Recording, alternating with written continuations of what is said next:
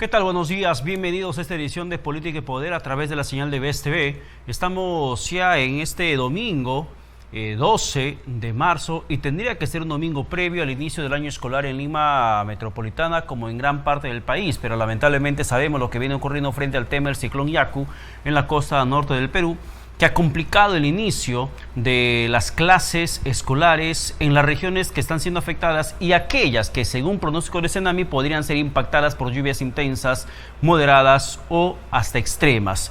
Pero uno se pregunta, ¿y por qué la lluvia termina siendo un problema? ¿Cuál es la razón de ser de que cada vez que llueva fuerte tenemos que estar en una situación de emergencia? Si ya sabemos que año tras año va a llover. ¿Cuál es la lógica de los políticos, de las autoridades, que ante una ocurrencia de lluvias tenga que perpetrarse un tema de huaico y con ello daños colaterales o daños directos, más que colaterales, directos a las viviendas, a las carreteras, a la infraestructura pública propiamente dicha? ¿Cuál es el sentido? No entiendo, porque valgan verdades, el tema de las lluvias se presenta año tras año, y año tras año o se pierde plata en corrupción o se devuelve plata al tesoro público porque no se puede gastar. Y eso a nivel de gobierno municipal, regional y también el propio nacional. Entonces plata hay. ¿Qué no hay? Capacidad moral de los políticos para que puedan priorizar obras preventivas. Capacidad de gestión de las autoridades, de los políticos, para que puedan planificar urbanamente su jurisdicción. No existe, lamentablemente, un sentido o una noción de las cosas de qué es lo que se tiene que hacer para evitar que año tras año hablemos de lluvias. Y cuando hablamos de lluvias o los destrozos, desastres que las lluvias generan, estamos hablando de desatenciones. Porque, por ejemplo, ¿cómo es posible que el 2017, luego del Niño Costero, y que el gobierno de Pedro Pablo Kuczynski creara la autoridad para la reconstrucción con cambios, hasta el momento, 6 años después, no exista ninguna reconstrucción al 100% y los trabajos que se han hecho no cumplen con las medidas necesarias para poder mitigar, menguar el impacto de las lluvias intensas que pueda registrarse? Un hecho particular, por ejemplo, es lo que pasa en la región Lambayeque. Y podría hablarles de Piura, podría hablarles de Tumbes, donde también la situación está calamitosa. Pero ¿por qué me quiero centrar en el tema de Lambayeque? Porque Lambayeque, por ejemplo, la ciudad de Chiclayo, como los distritos de Lambayeque, José Leonardo Ortiz, en estos momentos vienen padeciendo duramente el impacto de estas lluvias extremas que se va registrando. Pero tristemente, en la infraestructura vial que se comenzó a montar, no contemplaron las obras viales, incluyendo los sistemas de drenajes, pese a que el 2017 Lambayeque o Chiclayo y otros distritos más fueron golpeados por el Niño Costero. Se montó infraestructura sobre la marcha con la reconstrucción con cambio, reconstrucción que no sirve para nada, diablo, porque desgraciadamente recién finales del año pasado se ha firmado un contrato para que una empresa privada diseñe el sistema de drenaje de Chiclayo. Diseñe, no para que construya, para que diseñe cerca de 100 millones de soles, solamente para el diseño del sistema de drenaje que incluye sifones, buzones, cunetas, colectores principales, colectores secundarios, solamente para el diseño. O sea, recién lo van a hacer. Ya golpeó el ciclón Yaku, ya hay las lluvias extremas, hay mayor afectación, hay víctimas mortales y recién van a diseñar el sistema de drenaje, cosa que se debió haber incluido dentro de la primera intervención de reconstrucción con cambio. ¿Por qué no se hizo? ¿Corrupción? ¿Desatención? ¿Desinterés? ¿O porque simplemente en este país las cosas terminan marchando como de lugar y cada político hace de su chacra al país, a su jurisdicción donde se encuentra responsable?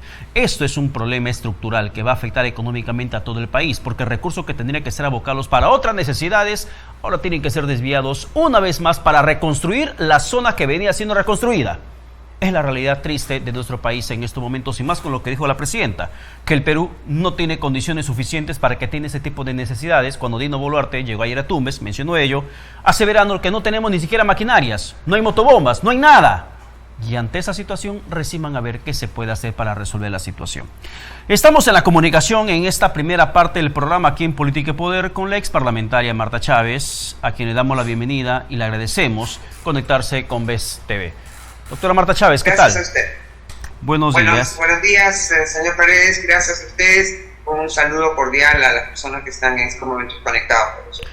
Yo quisiera hacer una comparación con la imagen que he visto el día de ayer, doctora Chávez. a Dina Boluarte metida dentro de las zonas inundables, acompañada de un montón de gentes. Y las redes sociales, usted sabe, todos recuerdan en ese momento, le hicieron la comparación con Alberto Fujimori en un fenómeno del Niño. ¿Usted qué opina de esas imágenes? ¿Es un símil que pretendía hacer Dina Boluarte con Alberto Fujimori? Me imagino que el presidente Fujimori puede ser un referente para cualquier persona que quiera o hacer bien las cosas, que esperemos que sea así, o mostrar o parecer como que hace bien las cosas. Pero sin duda, lo que usted señalaba, señor Paredes, la diferencia, lo que hoy existe, ¿no? Con esta desesperación de la señora Boluarte diciendo que no hay nada, que no hay nada, un poco como para justificar por qué no va a todos los lugares afectados, en el propio Tumbes, nada más, ¿no? Pese a que tenemos un sistema de gestión de desastres, el SINAGER es un sistema de gestión de desastres que está dependiendo de la presidencia del Consejo de Ministros, que tiene una secretaría, que tiene una burocracia, y más aún con lo que usted recuerda del año 2017, que lo tenemos tan cerca en el gobierno del señor Kuczynski.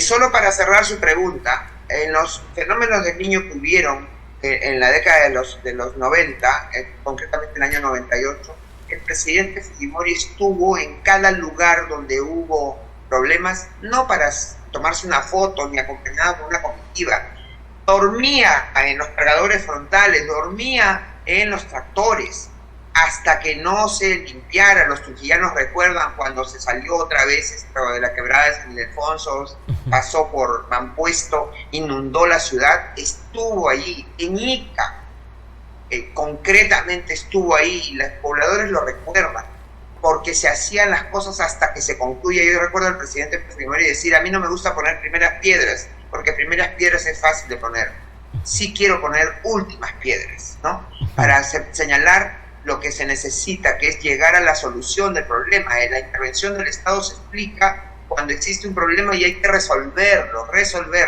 Esto que ha sucedido con la reconstrucción con cambios del señor Kuczynski, que ha venido sucediendo y modificándose ya por 6 años, refleja, usted preguntaba por qué. Yo creo que por corrupción, muchas veces por ineficiencia. Hemos tenido casi 2 años de gobierno del señor Castillo, que ha hecho que no haya una sola motobomba. Es lo mismo que pasó en la gestión del señor Vizcarra con la gestión del COVID. Han muerto 200.000 peruanos porque no quisieron que haya, es peor, no quisieron que haya plantas de oxígeno, no quisieron que haya las pruebas que sí servían para detectar el virus y cercarlo. Lo que se fueron es corruptamente, porque estoy segura que ha habido corrupción, por las pruebas rápidas, que no significaban nada y más bien daban resultados negativos, diríamos perjudiciales, en cuanto eran falsos negativos o falsos positivos. Entonces, esa es la razón, la ineficiencia, la ineficacia y por supuesto corrupción. Y yo repito, ¿dónde está la Contraloría General de la República? Ahora, doctora Chávez, es interesante lo que usted menciona, porque incluso eso me lleva a la siguiente pregunta, que para muchas personas la solución para acabar con esa ineptitud, incapacidad o niveles de corrupción es cambiar la Constitución de 93, porque consideran que la de 93 es la madre de la corrupción en el país. No, mire, el presidente Fujimori, injustamente preso, injustamente condenado, no lo está por actos de corrupción. Le inventaron un tema con el tema de los 15 millones de dólares que nunca faltaron, que fue una salida que no se explica, autorizada por el Ministerio de Economía y Finanzas, pero el dinero regresó, siempre estuvo ahí. Ese es el único acto. Jamás en los 10 años, y con toda la fiscalización que hubo, y la prensa y la oposición que hubo, jamás se ha probado, ni siquiera se ha dicho que el presidente Fujimori pudiera haber querido intervenir en algún contrato. Y entonces, con la Constitución de 1993 se generaron los mayores logros, la estabilidad que vive el Perú hasta hoy, 23 años después de que acabó el gobierno del presidente Fujimori, y con una sucesión de presidentes de la República, ha significado una estabilidad, mantener un crecimiento, incluso ese crecimiento se dinamice aún más. Hemos tenido tasas de aceleración del crecimiento mayores, inclusive gracias a qué?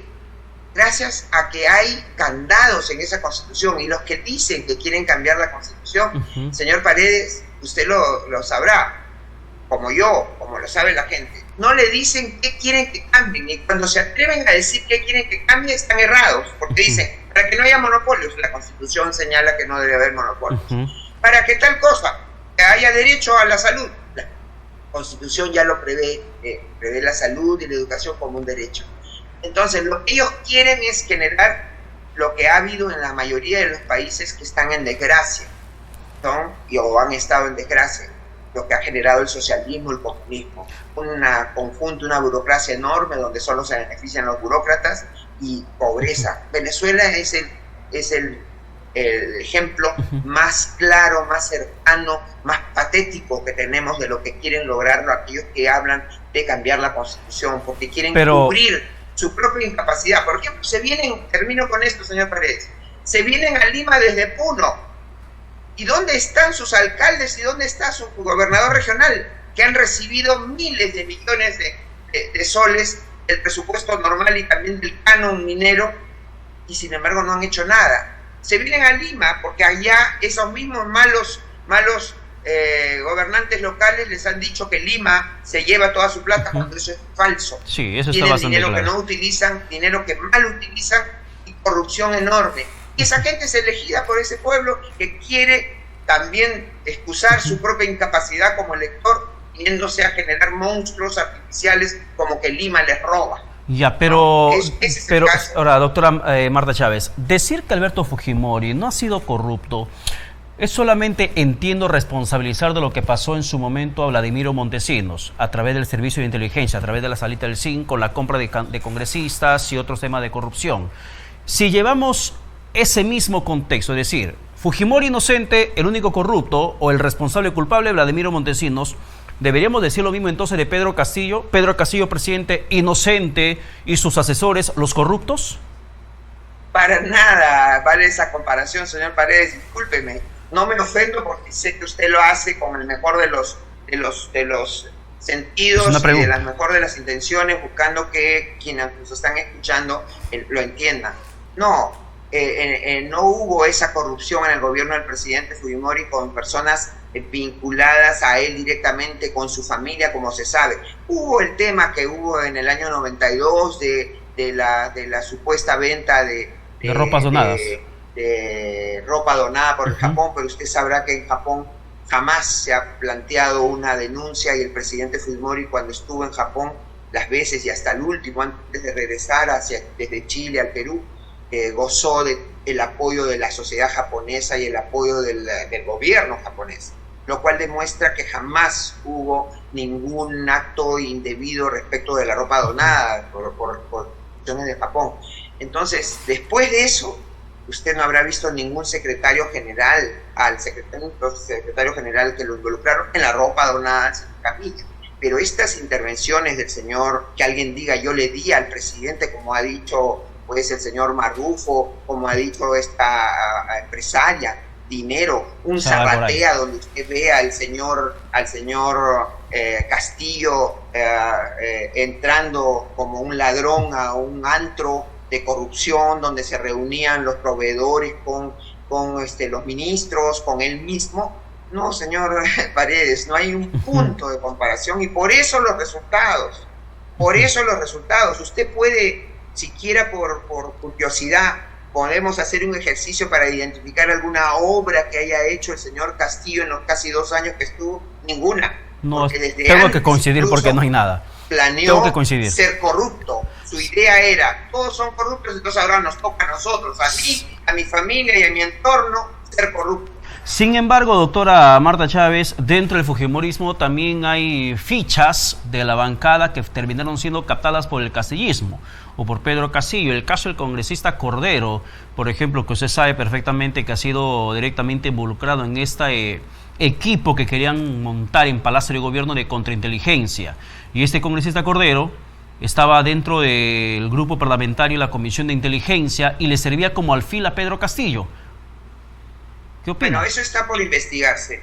Yo he trabajado con el señor Cordero como asesora en la comisión que él preside de seguimiento al proceso de incorporación del Perú a la OCDE, ¿no? Y jamás he tenido ningún detalle o dato que me dijera a mí que el señor Cordero pudiera hacer cosas indebidas. Ahora, esto tiene que investigarse, porque de lo que se trata es de que hay un viaje a Panamá. Sí. Los congresistas a veces hacen viajes no solo invitados por agencias oficiales o estados, sino a veces invitados van a ferias más para ver avances, por ejemplo, en la construcción de viviendas. En este caso, él ha ido aparentemente a una actividad privada para ver temas de equipos de escucha telefónica, ¿no? Que además se venden, y si va usted a cualquier tienda en Estados Unidos, le pueden vender equipos para grabar sus propias conversaciones, no para instruir o introducirse en las conversaciones de otros, ¿no?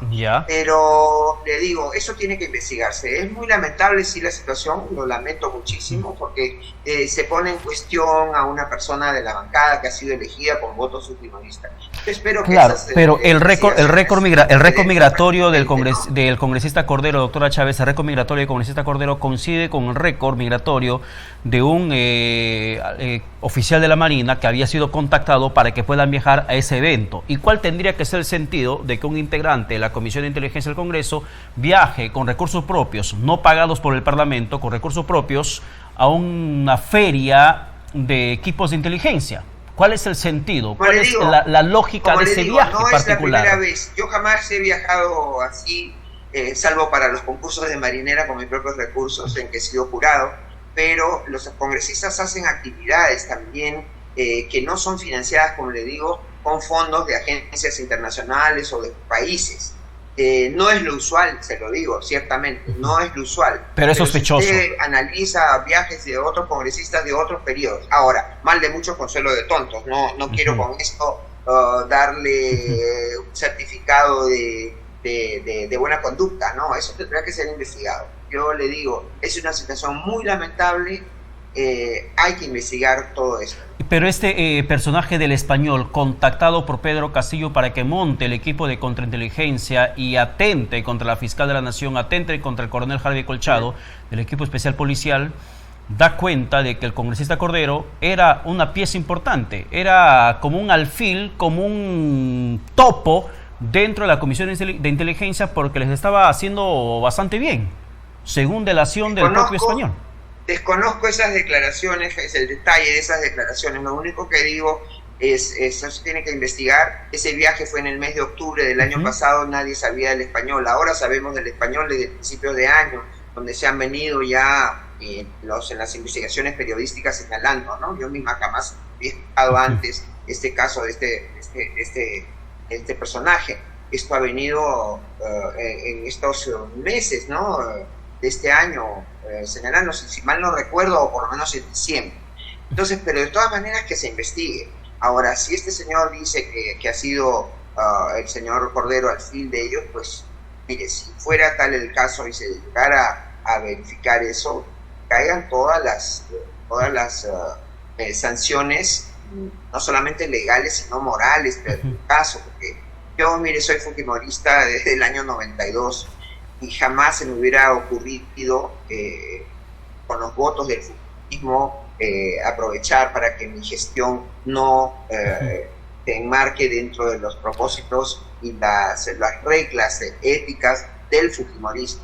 Yo no me hubiera prestado a servir además para actos indebidos a un gobierno que además ha perseguido y ha ganado las elecciones, no tengo ninguna duda, con trampa, con fraude. Entonces, sería muy lamentable. Desde ya es lamentable. Sí, pero usted lo pone en duda. Usted no cree... hasta que no se conduzcan las investigaciones, porque no tengo más elementos de referencia que lo que ese viaje, le digo, para una feria. Sí. Otros congresistas también hacen viajes a temas con financiamiento privado. Hay esas conversaciones donde dice, sí, he visto, el señor Cordero es de confianza, sí es de confianza, bueno, hay que determinar eso. Claro, pero para Marta Moyano al parecer no hay nada que dudar, porque ella señaló que en el fujimorismo no se aceptan traidores, y ya le puso el rótulo de traidor al congresista Cordero. Bueno, no he escuchado esa declaración de Marta Moyano así directo. Yo trabajo con Marta Moyano, soy asesora de la primera vicepresidencia, pero no he escuchado, no podría decirlo. Lo dijo caso, el último fin de semana en el Congreso. De las personas, ¿no? Sí. Pero lo había mencionado en ese sentido. Sin embargo, en el tema del fujimorismo, ahora que usted menciona el tema del fraude, que aún se sostiene desde Fuerza Popular, Renovación Popular, los grupos políticos que perdieron las elecciones últimas, el 2021. Para muchos, la derrota se debió a que la candidata era Keiko Fujimori, que cualquiera le podía ganar a Keiko Fujimori. En una siguiente contienda electoral, más allá del adelanto que Keiko dijo que no se va a presentar, ¿Keiko tiene que seguir siendo la candidata natural del fujimorismo? Perdone, señor Paredes, pero no fueron los partidos políticos los que perdieron las elecciones. El Perú perdió las elecciones. Esto ha sido un fraude. La misma presencia de la señora Boluarte, que espero, tengo la esperanza de que ella haga un razonamiento no solamente personal, sino político, y diga, bueno, estoy ya en el cargo, no importa cómo llegué, pero me toca, debo hacerlo bien. Tengo esa esperanza. Pero la sola presencia de la señora Dina Boluarte es una muestra de irregularidad, porque la señora Dina Boluarte nunca debió ser candidata ni integrante de la plancha presidencial del señor Castillo. Y si la señora Boluarte la mantuvieron como candidata a la primera vicepresidencia, luego que se les cayó la segunda vicepresidencia del señor Cerrón por obvias razones, porque era un condenado por corrupción, y salía la señora Boluarte, que era hasta ahora, hasta hace poco, ha sido parte del sistema electoral en el RENIEC, y la ley orgánica de elecciones prohíbe, artículo 207, expresamente, que nadie que pertenezca al sistema electoral puede ser candidato en una elección. Pues bien, la mantuvieron a la señora Boluarte para que no se caiga la plancha del señor Castillo.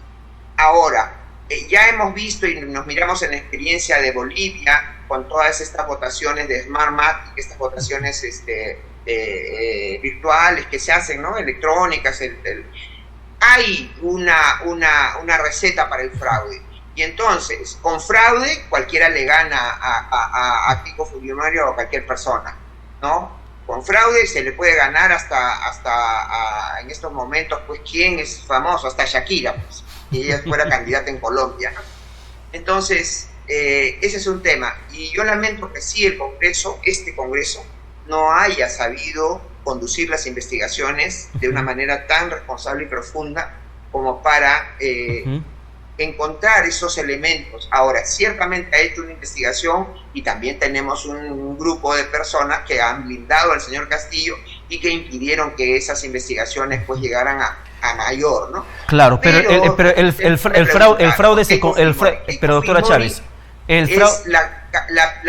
si fuera cierto lo que usted dice, de que cualquiera le gana a Keiko Fujimori, pues estamos como peruanos en una situación indebida, porque a todas luces Keiko Fujimori es la política con más diríamos, solera.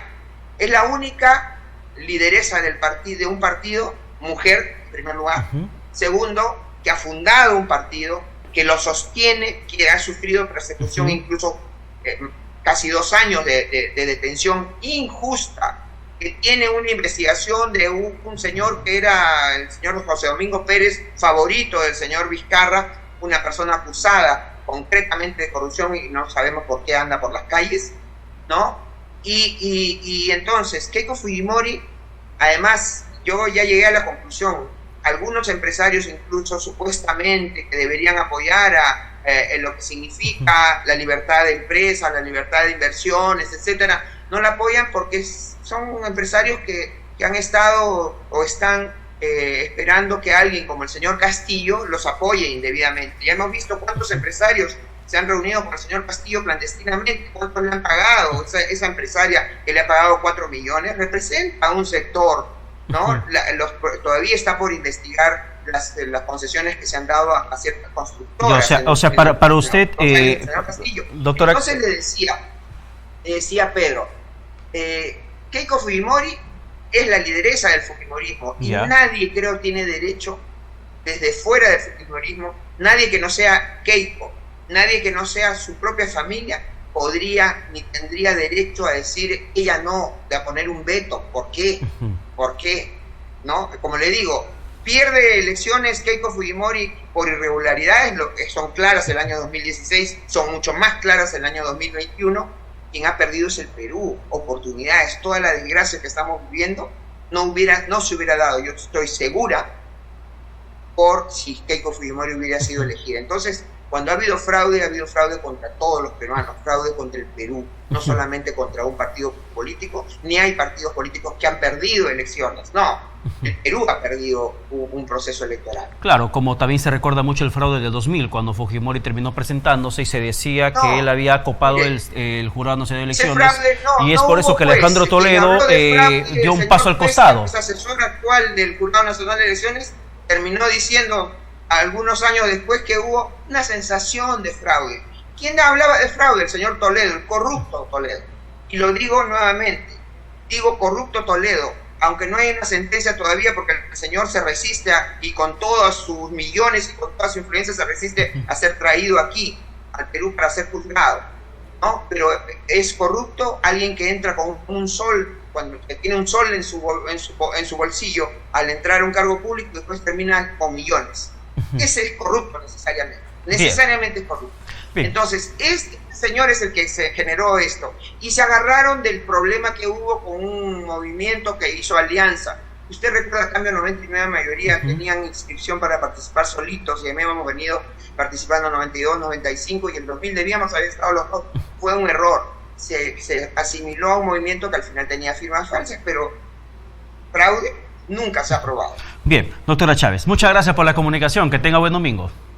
Encantada, buenos días. Buenos días, que tenga buen domingo. Vamos a la pausa rápidamente, regresamos con más aquí en Política y Poder por la señal de BESTV, porque estaremos luego del corte conectándonos con el ex ministro de Comercio Exterior y Turismo, congresista de Juntos por el Perú y presunto involucrado en el tema del golpe de Estado que había intentado perpetrar, es la frase correcta, había intentado perpetrar el expresidente Pedro Castillo. Nos referimos a Roberto Sánchez. Volvemos.